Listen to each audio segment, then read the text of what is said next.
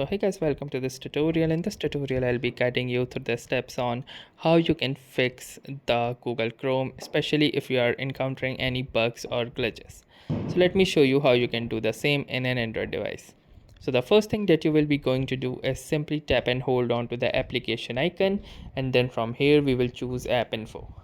Now it will open your device settings, and under the device settings what you can try to do is first disable this and then click on to disable app. You might also need to type in your password or your fingerprint, and then once you can see that the application has been disabled, you can enable it again and see if the app works perfectly fine or not. Now if this does not work, you can try to click onto this force stop option and choose force stop, and then relaunch the application and check whether this works or not. Even if this does not work, you can go to storage usage and click onto this clear cache option and then try relaunching the application. If this also fails, you can try uninstalling and reinstalling, but unfortunately that is not possible in most of the Android devices.